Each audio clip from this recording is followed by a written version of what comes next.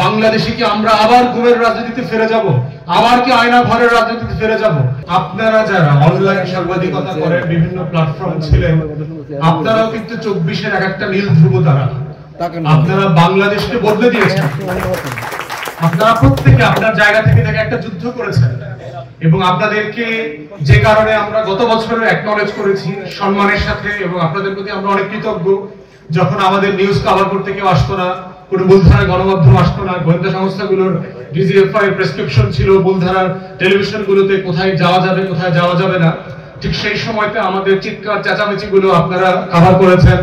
সামাজিক যোগাযোগের মাধ্যমে ইউটিউবে আপনারা ছড়িয়ে দিয়েছেন এবং আমাদের সাথে দেশের কোটি কোটি জনগণের যে যোগসূত্র তৈরি করেছেন, এটা ঐতিহাসিক। এবং গণ অভ্যুত্থানের যদি অবদানের স্বীকৃতি কাউকে দিতে হয়, আপনাদের সাংবাদিকদেরকেও, আপনাদের অনলাইন প্ল্যাটফর্ম মিডিয়াতে যারা কাজ করেন, যারা চালান, আপনারাও এই অবদানের একটা বিশাল অংশীদার। অতএব সেই জায়গাতে আমরা আপনাদেরকে অ্যাকনলেজ করছি এবং কৃতজ্ঞতা প্রকাশ করছি আমাদের তরফ থেকে।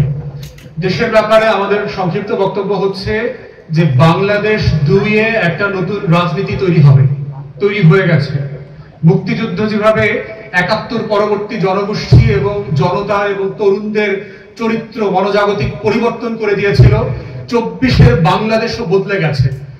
যেই 65% জনগোষ্ঠীর বয়স 35-এর নিচে, এই জনগোষ্ঠীরা ভাগ্য তৈরি করবে আগামী দেশের বাংলাদেশ 2 বলতে কি বোঝানো হবে, দায় ও দরদের রাজনীতি মানেটা কি, বাংলাদেশে কি আমরা আবার ঘুমের রাজনীতিতে ফিরে যাব?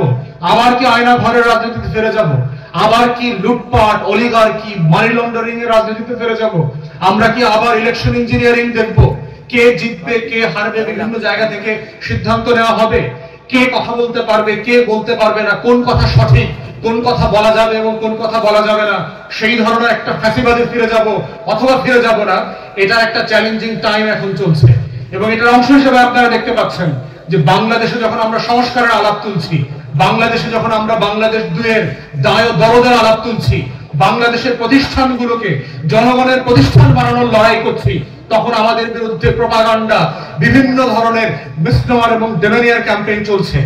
এই জায়গাগুলোতে আমরা বোধ করছি যে বাংলাদেশ 2 করার আগে আপনারা যারা ঐতিহাসিক ভূমিকা পালন করেছেন, দয়া করে আপনারা রাজপথ থেকে চলে যাবেন না, আপনাদের লড়াই থেকে আপনারা চলে যাবেন না। আপনারাও এই দেশের নাগরিক, আপনারাও 24-এর যোদ্ধা, আপনারাও 24-এর আন্দোলনের অন্যতম অংশীজন। অতএব বাংলাদেশ 2 গড়বার যে চলমান লড়াই আছে, সেই লড়াইয়ে দায় দরদের রাজনীতি আমাদেরকে তৈরি করতে হবে।